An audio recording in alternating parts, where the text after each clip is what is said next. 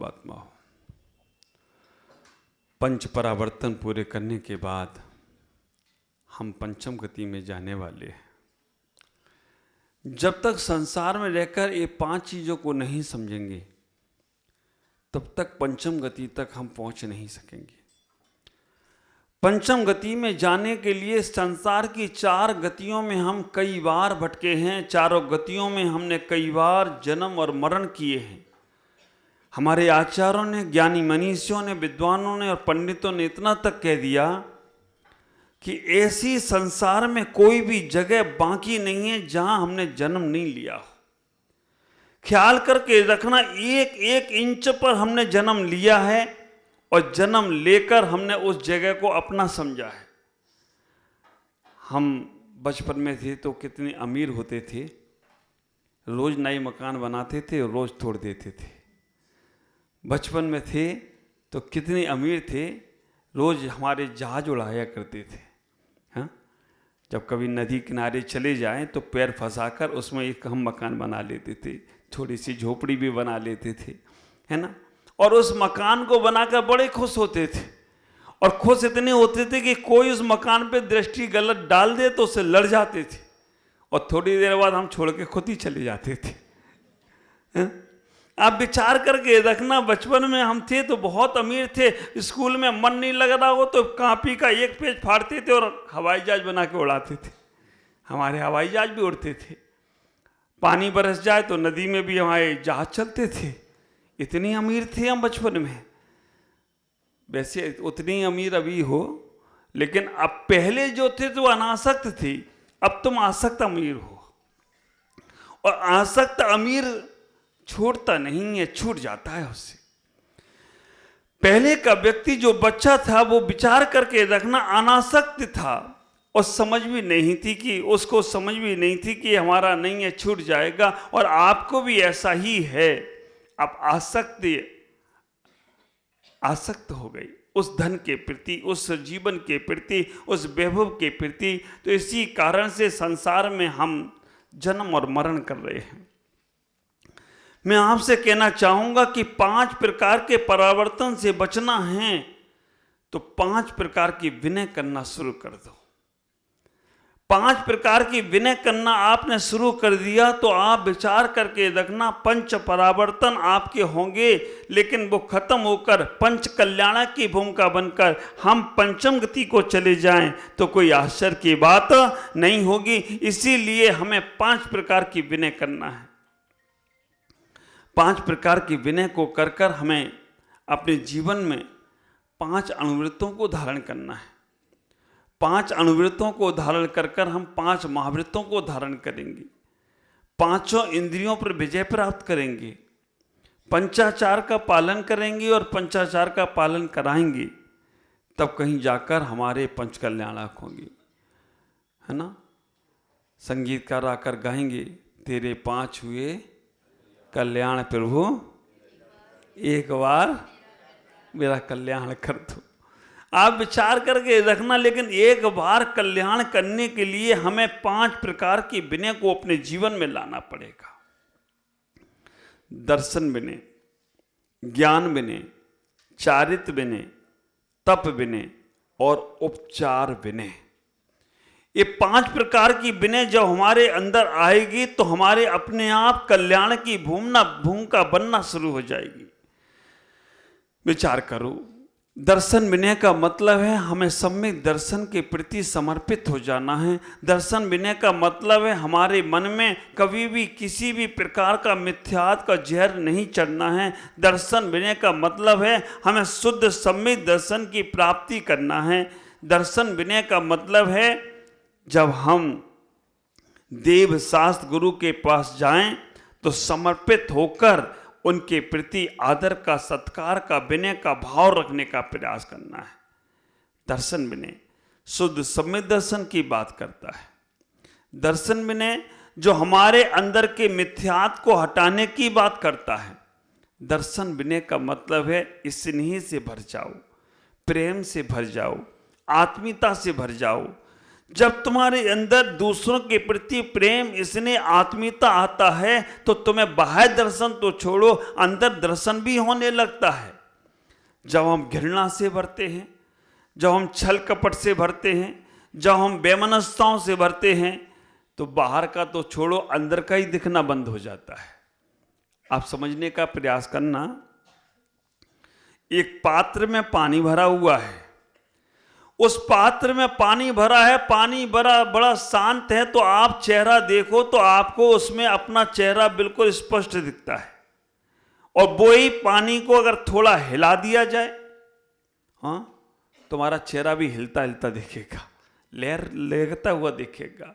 और उसी पानी को, उसी जल को अगर गर्म कर दिया जाए तो ख्याल करके रखना, फिर हमारा चेहरा दिखने वाला नहीं है। हमें उस पानी को शांत करना है। तो आप विचार करो, ये जो तुम्हारा जीवन है, ये तुम्हारा जो मन है, वो तुम्हें तुम्हारे आत्मदर्शन को करा सकता है, लेकिन इसे उफान मत करो, इसे गर्म मत करो, इसे हिलाने का प्रयास मत करो। शांत चित्त होकर अपने आप को देखने का प्रयास करो। भगवान की मूरत को देखते हैं ना, कितनी सूरत तेरी मूरत, तू कितना सुंदर होगा। तो जैसी भगवान की मूरत है वैसी ही तो तुम्हारी सूरत है। बस उनकी मूरत तुम्हारी सूरत में इतना ही अंतर है, उनकी सीरत अलग है और तुम्हारी सीरत अलग है। अगर हमारी सीरत, हमारी जीवन की चर्या चर्चा एक हो जाएगी ना, तो हम भी भगवान जैसे ही हो जाएंगे। दर्शन बिने में हमें भगवान के प्रति, देव शास्त्र के प्रति, अपने प्रति बहुत समर्पित भावों से होना है। ज्ञान बिने ख्याल करना, ज्ञान बिने में जो ज्ञानी लोग हैं, विद्वान लोग हैं, जिनवाणी हैं, उसके प्रति आदर का भाव होना, शब्दों के प्रति आदर का भाव होना। हम जब शब्द बोलते हैं वो शब्द ब्रह्म वाक्य होते हैं, और उन वाक्यों के प्रति आदर का भाव आए तो हमारा जीवन अपने आप आदर में बन जाता है, हमारा जीवन अपने आप उस ज्ञान में बन जाता है। शब्दों में कितनी ताकत है। आप ख्याल करना, जब मैं पाकिस्तान गया, पाकिस्तान बॉर्डर पे पहुंचा, वहाँ जब हिंदुस्तान और पाकिस्तान दोनों सैनिक एक साथ बैठते नहीं हैं, लेकिन हम महावीर के वंशज हैं, जहाँ गाय और शेर एक साथ बैठ जाते हैं, तो वो दोनों सैनिक भी एक साथ बैठ जाएं तो कोई आश्चर्य की बात नहीं है। विचार करना, भगवान महावीर के समोत्सव में गाय और शेर एक साथ बैठते हैं, तो संतों के पास भी सारे पक्ष हों, विपक्ष हों, विरोधी हों, समर्थन वाले हों, सब एक साथ बैठते हैं। जब वहाँ बैठे तो मैंने कहा मंत्रों को जाप करना चाहिए। मंत्रों के जाप से बहुत कुछ हो सकता है। आप ख्याल करके रखना, ज्ञान की विनय करना चाहिए, शब्दों से बहुत कुछ हो सकता है। जब मैंने उनको रक्षा मंत्र का स्मरण कराया, रक्षा मंत्र का उच्चारण कराया, तो एक हमारे आरपीएफ के जवान ने बोला, महाराज इन मंत्रों से कुछ होता है? मैंने कहा किसी को गाली देख के देख लो, पता चल जाएगा कुछ होता कि नहीं होता है।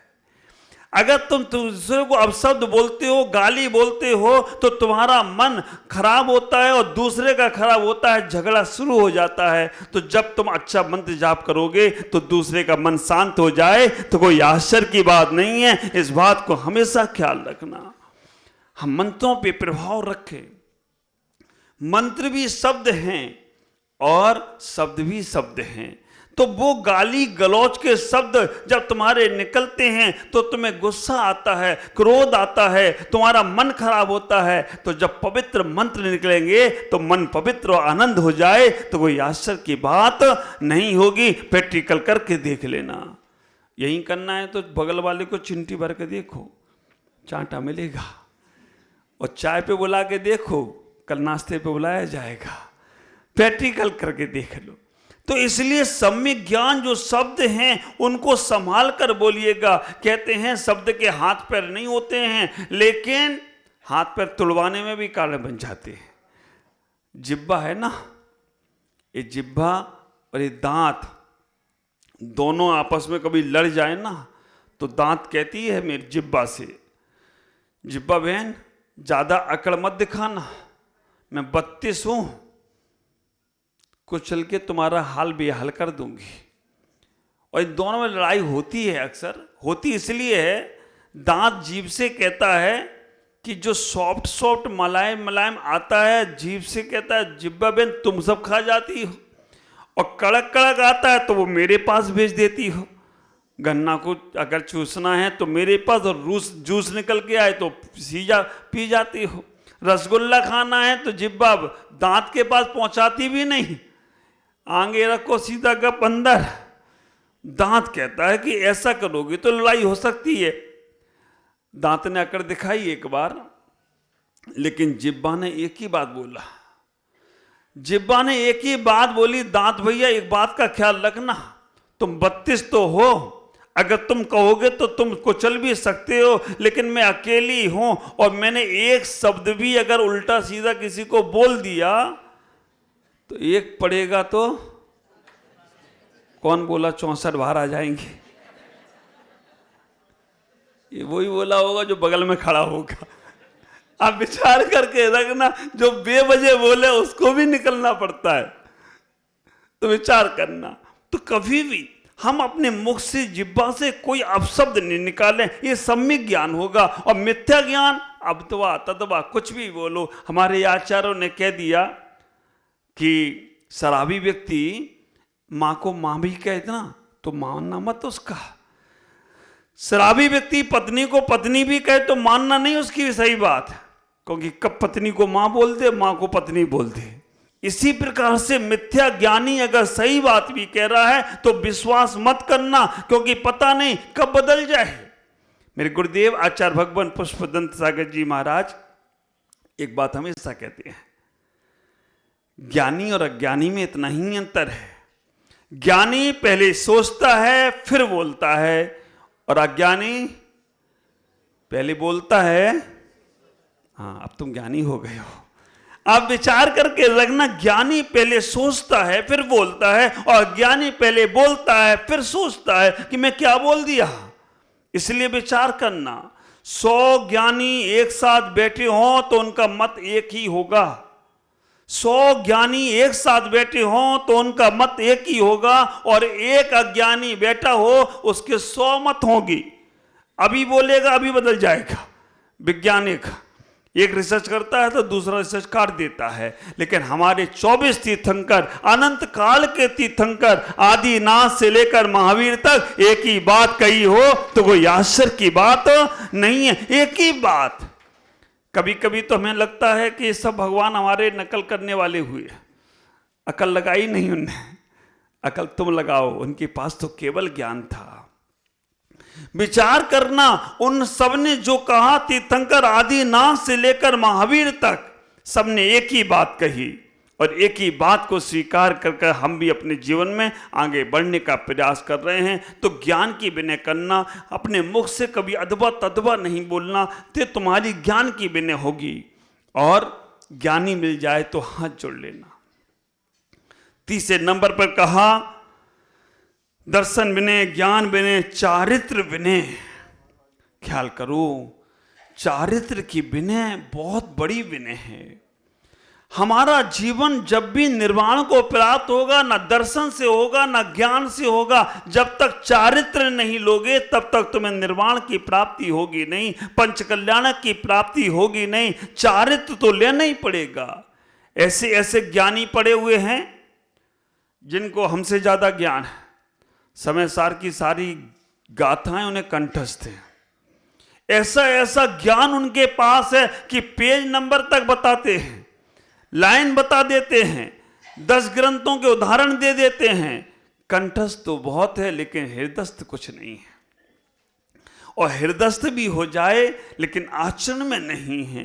विचार करके रखना, रसगुल्ले में चम्मच पड़ी रहे, रसगुल्ले का स्वाद चम्मच को आता है? नहीं आता है। श्रद्धा और ज्ञान तुम्हारे पास तो बहुत है लेकिन चारित्र नहीं है। एक क्षण भंगर भी अगर चारित्र आ जाता है तो समझ के रखना, हमारे गुरुदेव, हमारे भगवान कहते हैं, नग्गो ही मोक्ष मग्गो शेषा उमग्गो, नग्नता ही मोक्ष होगा। तो आपके पास जब तक नग्नता नहीं आ रही है, निर्गंतपना नहीं आ रहा है, मैं हमेशा एक बात कहता हूं, संतों के बोले हुए हर शब्द एक मंत्र होते हैं। संत अन्यथावादी नहीं होते हैं, है ना। विचार करना, संतों के बोले हुए हर शब्द एक मंत्र होते हैं। संतों का लिखा हुआ हर शब्द एक ग्रंथ होता है। ये मंत्र और ग्रंथों को तुम मान लो तो एक दिन निर्गंत और अरिहंत हो जाओ, तो कोई आश्चर्य की बात नहीं है। संत ने जो बोल दिया स्वीकार कर लो। ख्याल करना, संत ने जैसा बोल दिया स्वीकार कर लिया तो तुम्हारा निर्वाण पक्का ही है। हमारे आचार्य कहते हैं कि अगर संत ने विपरीत भी बोला है और तुमने श्रद्धा कर ली उस पर, तो भी तुम्हारा कल्याण होगा। विपरीत बोलने वाला संत कहीं चला जाए, जाने दो, हमें अपना मार्ग देखना है। ख्याल करो, श्रद्धान करो, चारित्र पर श्रद्धान करो। छोटा सा भी नियम, व्रत, संयम, तब कल्याण के वाले दिन बात करूंगा। चारित्र के संबंध में, तप के संबंध में, व्रत के संबंध में। चारित्र की विनय, कभी कोई चारित्रधारी दिख जाए तो विनय करना। चौथे नंबर की विनय, तप की विनय। तप की विनय का मतलब है तप को, तपाचार को हमें अपने जीवन में उतारने का प्रयास करना। हम व्रत, नियम, संयम लेकर अपने जीवन को तपस्या से जोड़ने का प्रयास करें। आज अगर तपस्या के नाम पर कोई का नाम लिया जाता है, पहले नाम किसका लिया जाता था? सनमती सागर जी का, और आज किसका लिया जा रहा है? प्रसन्न सागर जी का। आप विचार करना, पर्याय बन गए वो तप की। तो जब भी कोई तपस्वी दिखे, तपस्या करने वाला दिखे, आप उसकी विनय करते हो तो समझ के रखना आपकी तप की विनय है। दर्शन विनय, ज्ञान विनय, चारित्र विनय, तप विनय, ये चार विनय आपकी हो गई। पांचवी बनी है विनय है उपचार विनय। उपचार विनय का मतलब है जब कभी कोई संत आए, कोई भगवंत आए, आप खड़े होकर उनका अभिवादन करें। आप ख्याल करना, जब भी गुरुओं के पास जाना पड़े, कभी उनके बराबर नहीं बैठना। कभी गुरुओं के पास चलना पड़े, उनके साथ 2 कदम पीछे हटकर चलना। ये विनय है। ख्याल करना, उपचार विनय, अपने से बड़ों के प्रति जितना आदर का भाव रखोगे, जितना विनय का भाव रखोगे, उतना तुम्हारे अंदर उठाव आने वाला है। जितना बड़ों की विनय करोगे, मैं हमेशा कहता हूं, बड़े वो नहीं होते जो बड़े बड़े मकानों में रहते हैं, बड़े वो नहीं होते जिनके बड़े बड़े परिवार होते हैं, बड़े वो नहीं होते जिनके बड़े बड़े उद्योग होते हैं। बड़े तो वो होते हैं जो छोटों को बड़ा बना दिया करते हैं। बड़े तो वो होते हैं जो दिल बड़ा कर लिया करते हैं। तो ख्याल करना, जब तुम बड़ों की विनय करते हो तो तुम बहुत बड़े हो जाते हो। लेकिन एक बात का ख्याल करना, जिनने तुम्हें बड़ा बनाया है उनके सामने कभी बड़े मत बनना, नहीं तो छोटे ही रह जाओगे। जिनने तुम्हें बड़ा बनाया है उनके सामने कभी बड़े बनने की कोशिश मत करना। बस इतना ही ख्याल कर लिया तो तुम्हारी ये विनय उपचार विनय होगी। बहुत सारी विनय हैं, विचार करो। जीवन में इतना ही सोचने का प्रयास करना, झुकेगा तो वही जिसके अंदर ज्ञान है। झुकेगा तो वही जिसके अंदर ज्ञान है। अकड़ तो मुर्दे की पहचान है। अकड़ना नहीं है। हमें अपने जीवन में उस पुण्य को अर्जन करते चले जाओ, उस पुण्य को इकट्ठा करते चले जाओ, उस पुण्य को संभालते चले जाओ। ये 5 प्रकार के विनय आप अपने जीवन में लाएंगे तो हमारा ये पंच कल्याणक बनाना सार्थक होगा। भगवान के लिए मैं पंच कल्याणक नहीं कर रहा हूं। भगवान को क्या जरूरत है, उनकी तो हो गए। ये भगवत आत्मा के लिए पंच कल्याणक कर रहा हूं। ये भगवान आत्मा जो यहां मेरे पास बैठी है, ये जो अनगण पाषाण बैठे हैं, ये अनगण लोग बैठे हैं, इनको परमात्मा बनाने के लिए पंच कल्याणक का एक सहारा लिया गया। कल मैंने कहा था ना, राम नाम किसको सुना रहे हो? जो चला गया उसको। उसका तो बहाना है, हकीकत में जिंदों को सुनाना है, क्योंकि उनके समझ में आ जाए तो काम हो जाएगा। तो मैं इतना ही कह रहा हूं, ये 5 दिन के पंच कल्याणक में आप पात्र बनकर जो बैठ रहे हो बहुत पुण्यशाली हो। दूध के समान जो लोग हैं वो पात्र बनेंगे, घी के समान जो लोग हैं वो भगवान बनेंगे, और जल के समान जो लोग हैं वो देखेंगे, और इसके बाद वाले जो लोग हैं वो सोएंगे। तो आप विचार करना, कम से कम जल भी बन गए तो अब सेक के रूप में काम में आएगा भगवान के। आज इतना ही कहूँगा। आपके जीवन में 5 प्रकार की विनय बने, 5 प्रकार का आपका जीवन आनंद में हो, तो पंच कल्याण की भूमिका बनती जाए तो कोई आश्चर्य की बात नहीं होगी। ओम नमः। जय गुरुदेव।